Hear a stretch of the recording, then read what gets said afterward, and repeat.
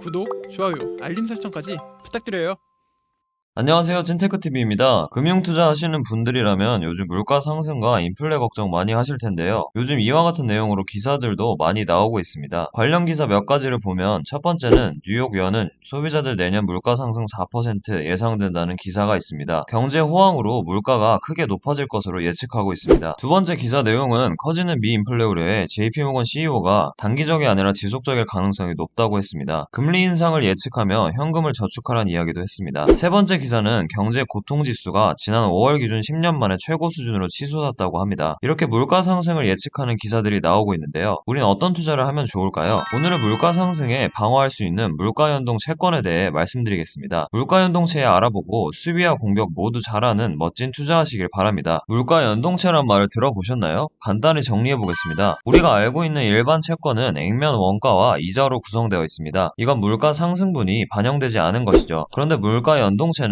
기존 채권의 이자뿐만 아니라 물가 상승분까지 반영해줍니다. 반영 기준은 물가연동지수인 CPI를 기준으로 진행되는데요. 물가가 상승하는 시기엔 이자 수익뿐만 아니라 물가 상승에 따른 상대적인 화폐가치 하락을 방어할 수도 있는 역할도 해줍니다. 조금 더 이해하기 쉽게 사례를 통해서 말씀드려 보겠습니다. 채권 액면 원금이 1000달러가 있다고 가정하면 일반 채권은 액면 원금에서 이자분에 해당하는 3%의 이자 수익이 발생됩니다. 그래서 채권 수익률은 30달러가 되는데요. 물가연동채 같은 경우에는 1000달러에서 2%의 물가 상승분을 반영한 다음에 3%의 이자 수익률을 반영하게 됩니다. 그러면 채권 수익률은 30.6달러가 되면서 물가 상승분까지 적용됩니다. 우리가 채권을 볼 때 중요하게 봐야 할 부분 중에 하나가 채권 만기일인데요. 장기 채권인지 단기 채권인지에 따라 수익률이 많이 달라지게 됩니다. 간단히 예를 들어 설명드리면 A와 B에게 동일하게 1000달러를 빌려줍니다. 그런데 A는 1년 상환을 약속했고 B는 10년 상환을 약속했습니다. A는 1년밖에 되지 않으니 당연 바로 갚을 수 있다 생각되어 이율을 1%로 적게 측정합니다. 하지만 B는 10년 뒤에 정말 갚을지 그동안 무슨 일이 발생할지 모르기 때문에 이율을 조금 더 세게 제시합니다. 3%의 이율을 부르게 되는데요. 채권도 동일하다고 보시면 됩니다. 단기 채권은 이율이 낮고 장기 채권은 이율이 높게 측정이 됩니다. 결론적으로 기간이 길면 리스크가 높아지면서 이율도 함께 증가하게 됩니다. 그럼 이제 본격적으로 물가연동채 ETF 4개를 소개해드리겠습니다. 단기부터 장기 채권까지 보여드릴 테니 4개 맞는 ETF를 찾아보시기 바랍니다. 첫 번째는 VTIP ETF로 물가연동 단기 채권입니다. 상장일은 2012년 10월이고 총 자산 규모는 14.59 빌리언 달러입니다. 총 보수는 연 0.05%로 저렴한 편이고 듀레이션이 2.78인데요. 듀레이션은 잔존만기라고도 부르며 단기 채권이니 그 숫자가 낮은 것을 볼 수 있습니다. 뒤에 소개해드릴 장기 채권은 20이 넘는데요. 듀레이션으로 장단기 채권을 구분하기도 합니다. 수익률 정보를 보면 1년 수익률은 세전 5.9%이고 3년 수익률은 세전 4.24%입니다. 채권 만기 수익률은 세전 0.47%로 단기 채권답게 낮죠. 대신 주가 변동이 적고 안정적인 투자에 적합합니다. 단기 물가 연동채 VTIP ETF가 담고 있는 채권의 투자 비중 탑 10을 보면 유형은 미국 국채이며 만기일이 2022년에서 2025년으로 5년이 넘지 않는 단기 채권임을 알 수 있습니다. 투자 비중을 보면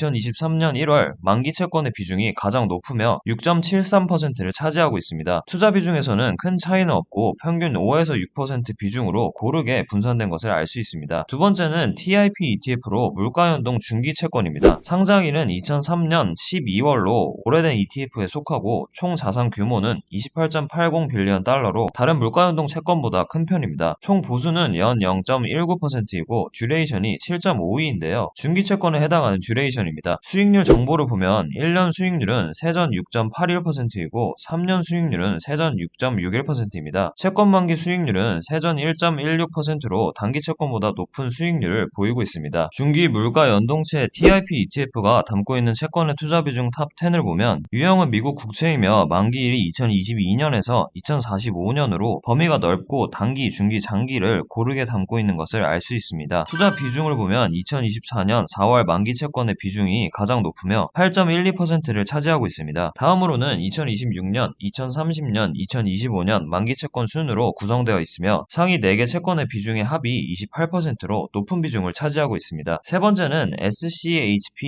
ETF로 물가연동 중기 채권입니다. 상장일은 2010년 2023년 8월이고 총 자산 규모는 18.02빌리언 달러입니다. 총 보수는 연 0.05%로 저렴한 편이고 듀레이션이 7.38로 앞에 소개드린 중기 채권과 비슷한 수준입니다. 수익률 정보를 보면 1년 수익률은 세전 7.07%이고 3년 수익률은 세전 6.74%입니다. 채권 만기 수익률은 세전 1.13%입니다. 중기 물가 연동체 SCHP ETF가 담고 있는 채권의 투자 비중 탑 10을 보면 미국 국채의 만기일이 2023년에서 2031년으로 TIP보다는 범위가 적은 편이고 조금 더 중기 채권에 집중한 ETF입니다. 투자 비중을 보면 2023년 7월 만기 채권의 비중이 가장 높은 3.8%를 차지하고 있습니다. 다음으로는 2023년, 2024년, 2031년 만기 채권 순으로 구성되어 있는데요. 비중을 보면 평균 3%대로 높지 않으며 45개의 채권에 분산 투자하고 있습니다. 마지막 네 번째는 LTPZ ETF로 물가연동 장기 채권입니다. 상장일은 2009년 9월이고 총 자산 규모는 583.86밀리언 달러로 단기 중기 채권보다는 자산 규모가 적습니다. 총 보수는 연 0.13%이고 듀레이션이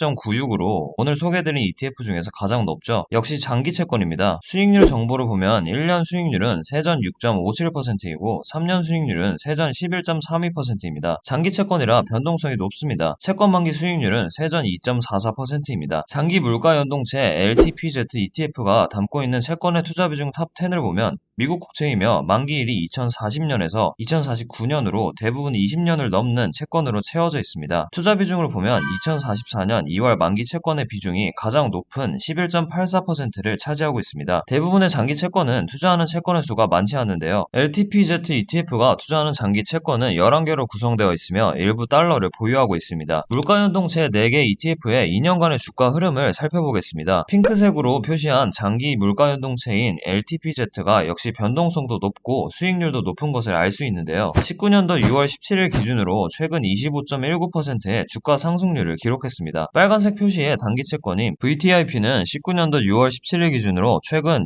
6.24%의 상승률이 나왔습니다. 작년 3월 코로나19 때 모든 자산이 큰 폭으로 하락할 때에도 단기 채권인 VTIP는 견고하게 버티는 모습을 보였습니다. 이런 채권들은 주식과 해지되는 상품으로 변동성에 강한 상품이기 때문에 매력적인 상품입니다. 그래서 자산 규모도 장기보다 단기 채권이 규모도 크고 안정적인 모습을 보입니다. 마지막으로 물가연동체 ETF는 어떤 것을 골라야 할지 모르겠을 때 고르는 방법을 말씀드려 보겠습니다. 금리 인상이 예상된다면 단기 물가연동체인 VTIP가 유리합니다. 금리에 대한 리스크를 최소화할 수 있습니다. 금리 전망을 잘 모르겠다 싶으면 중기 채권인 TIP와 SCHP ETF도 괜찮습니다. 전망이 불투명할 땐 평균을 쫓아가는 것도 방법 중 하나죠. 금리 하락이 예상되어 저금리를 이어갈 것 같다는 생각이 드시면 장기 채권인 LTPZ ETF입니다. 단기 채권과 반대되는 상품으로 보시면 됩니다. 이렇게 4개의 물가연동 채권을 소개해드렸는데요. 앞으로 인플레이션이 오거나 물가 상승이 걱정되신다면 주식과 함께 물가연동 채권을 해지로 가져가시는 것도 방법이 될 수 있습니다. 지금까지 찐테크TV였습니다. 여러분의 성공 투자를 기원합니다.